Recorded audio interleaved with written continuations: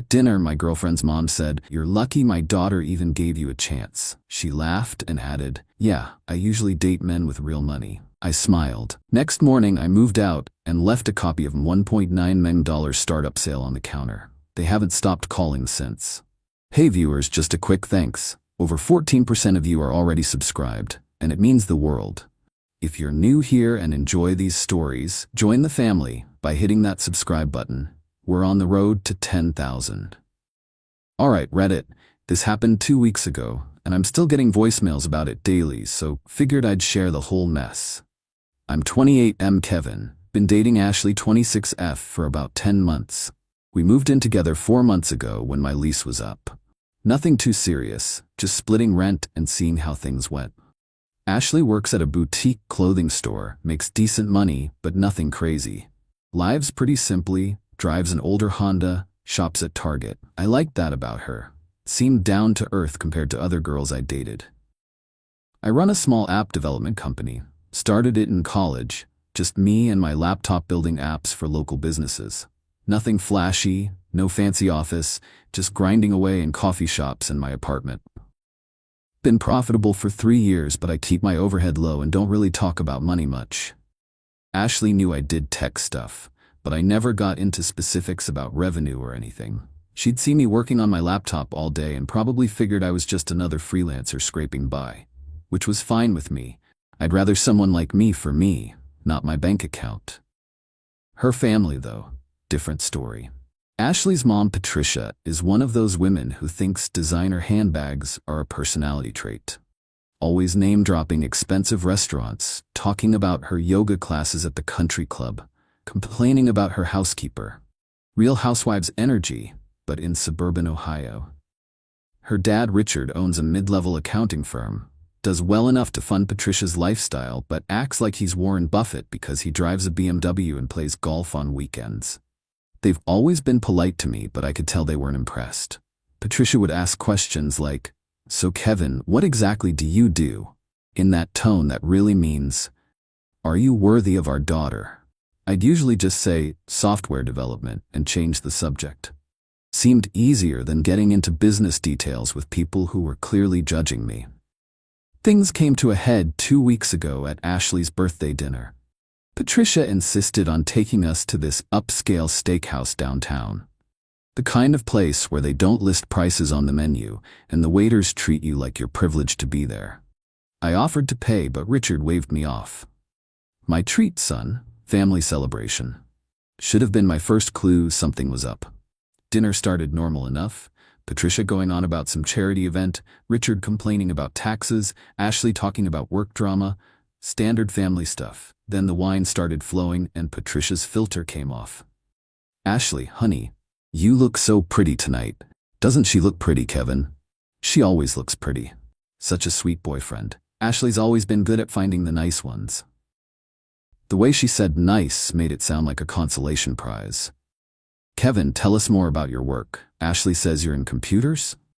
"I develop software applications for businesses." "Oh, how interesting. Like websites?" "More like custom business tools and mobile apps." "That must be steady work." Patricia had this way of making steady sound like barely employed. Richard jumped in. "Technology's a young man's game. Good to get experience while you can." "What do you mean?" I asked. "Well, eventually you'll want to move into management or sales. The real money's in client relationships, not sitting behind a computer." These people really thought I was some entry-level code monkey. Ashley looked uncomfortable but didn't say anything. Just kept picking at her salad. Then Patricia dropped the bomb. "You know, Kevin, you're really lucky Ashley gave you a chance." The table went quiet. I looked up from my steak. "How so?" "Well, Ashley's always been very selective about who she dates. She could have her pick of successful men." "Patricia?" Ashley said quietly. "What? It's true. Remember that lawyer you dated? And the investment banker? Ashley has options." She turned to me with this condescending smile. "I'm just saying, Ashley usually dates men with real money. You should consider yourself fortunate." Real money. Like I was some charity case. Ashley was doing a favor. The worst part? Ashley didn't defend me. Just sat there looking mortified but not saying a word. I smiled and nodded. "You're absolutely right, Patricia. I am lucky." See, Kevin gets it. He knows a good thing when he sees it. Richard raised his glass to Ashley for having such high standards but knowing when to make exceptions. They actually toasted to Ashley, making an exception for me. I finished my steak, made polite conversation for another hour, and drove home in silence. Ashley tried to apologize in the car. Kevin, I'm so sorry. Mom had too much wine. She didn't mean it like that. How did she mean it? She wants what's best for me. And I'm not what's best for you. That's not what I said. But you didn't disagree with her. Ashley went quiet. We drove the rest of the way home without talking. That night, I lay in bed thinking about Patricia's words. Men with real money. Consider yourself fortunate. Making an exception. These people saw me as Ashley's charity project. The broke tech guy she was slumming it with until someone better came along. But here's what they didn't know.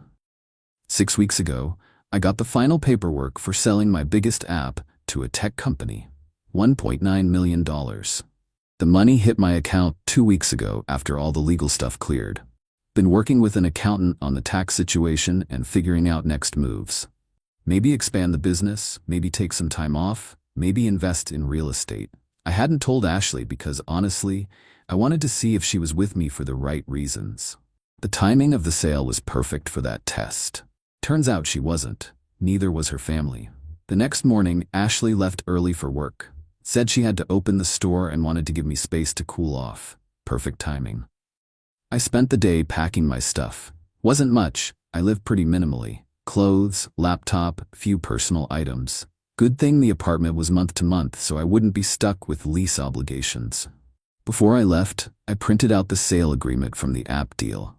Highlighted the purchase price. $1,900,000. Left it on the kitchen counter with a note. Ashley, thanks for making an exception for me. Turns out I'm not as lucky as your mom thinks. Neither are you. Kevin. Drove to a hotel and checked in for the week while I looked for a new place. My phone started ringing around 6 p.m. Ashley calling from work. Kevin, where are you? All your stuff is gone. I moved out. What? Why? Because of last night? Because I finally understand how you and your family see me. Kevin, that's not true. Mom was just being Mom. And you were being silent while she told me I should be grateful you're slumming it with me. I didn't know what to say. You could have said something. Anything. But you didn't. Kevin, please come home. We can work this out. Did you see the paper I left on the counter? What paper? Go look. I hung up. About 20 minutes later, my phone exploded. Ashley calling back, crying hysterically. Kevin, is this real? Did you really sell your company for almost $2 million? Yep. When? Got the final paperwork 6 weeks ago. Money cleared 2 weeks back. 2 weeks? Why didn't you tell me? Wanted to see if you liked me for me or for my money. I do like you for you. Your mom thinks you usually date men with real money. Guess she was right. Kevin, please, let's talk about this. I had no idea you were successful. That's the problem, Ashley. You thought I was broke and you were okay with that. Your family thought I was beneath you and you let them. I wasn't okay with it. I was embarrassed. Embarrassed of me or embarrassed of them? She couldn't answer that. Kevin, please don't throw away our relationship over one stupid dinner. I'm not throwing it away. You already did when you let your mother call me your charity case. I hung up again. 2 days later, the calls haven't stopped.